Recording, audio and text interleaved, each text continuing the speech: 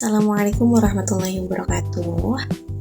Nah, sebelum kita ke pembahasan, pernah gak sih ke teman-teman itu merasa sudah belajar bahasa Arab bertahun-tahun, hafal kosakata banyak, terus paham nahwu shorof, tapi ketika disuruh ngobrol sederhana pakai bahasa Arab itu malah masih kebingungan.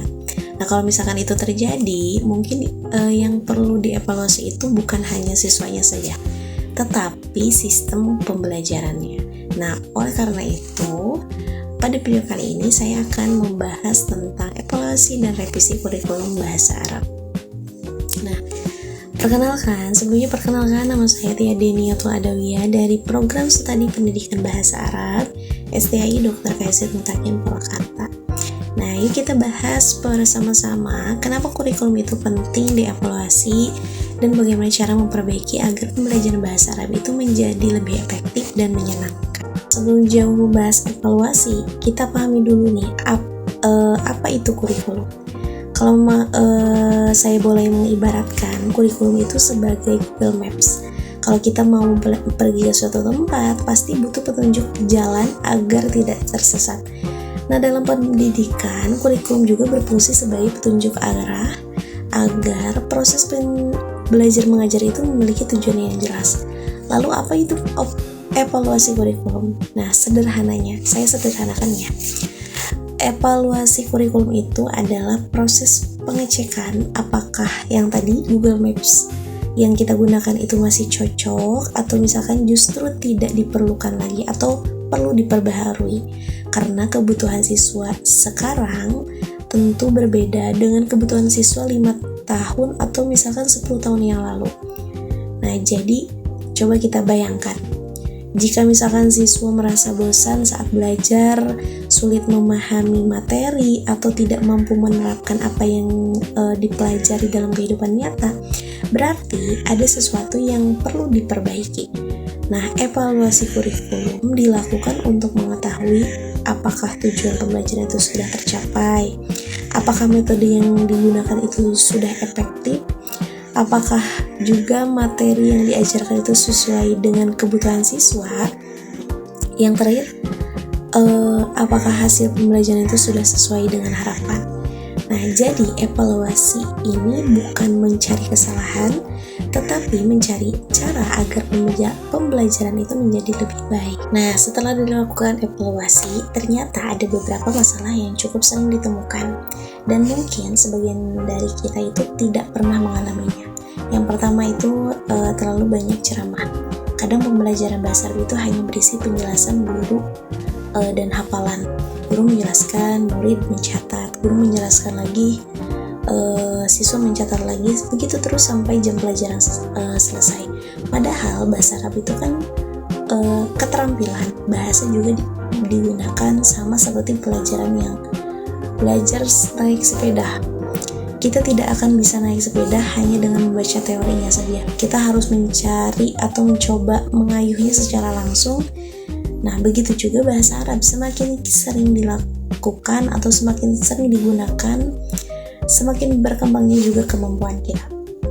Yang kedua, ada materinya itu terlalu teoritis. Nahwu shorof memang penting, tapi kalau misalkan kalau awal siswa hanya disuguhkan teori yang rumit, mereka bisa kehilangan semangat. Kadang siswa hafal banyak kaidah, tapi ketika misalkan ditanya kaifa haluk, nah, mereka masih ada yang bingung menjawab. Artinya tidak ada ketidakseimbangan antara teori dan praktik. Padahal tujuan bahasa itu adalah komunikasi. Yang ketiga, ada kurangnya media pembelajaran. Nah, sekarang kita hidup di era digital.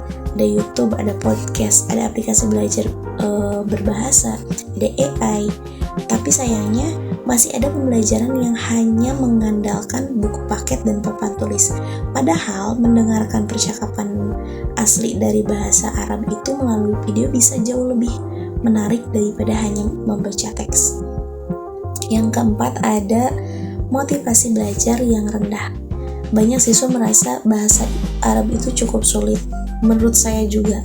Nah, begitu melihat tulisan Arab yang panjang langsung muncul di pikiran, wah susah nih, atau ya bahasa Arabnya pelajarannya kayak gini, atau susah nih ya.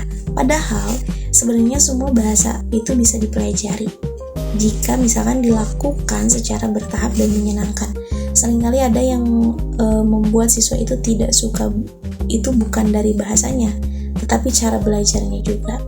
Yang kelima, ada evaluasi yang kurang lengkap. Nah, coba kita pikirkan nih, apakah kemampuan bahasa itu cukup dinilai dengan pilihan ganda? Kan tentu tidak, karena bahasa itu bukan hanya tentang teori saja. Bahasa itu adalah kemampuan menggunakan bahasa itu sendiri. Karena itu siswa perlu dinilai melalui praktik berbicara, mendengarkan, membaca, dan menulis. Nah, lalu apa solusinya? Nah, setelah mengetahui permasalahan yang tadi, sekarang kita bahas tentang solusinya. Pertama, pembelajaran itu harus dibuat dengan lebih aktif. Misalnya, melalui diskusi, melalui permainan bahasa, roleplay, atau presentasi sederhana tetapi menggunakan bahasa Arab. Yang kedua, ada materi itu harus lebih dekat dengan kehidupan siswa. Misalkan contohnya kita bahas aktivitas sehari-hari, kita bahas tentang media sosial, kita bahas tentang sekolah, keluarga, dan lingkungan sekitar yang menarik minat siswa untuk belajar bahasa Arab.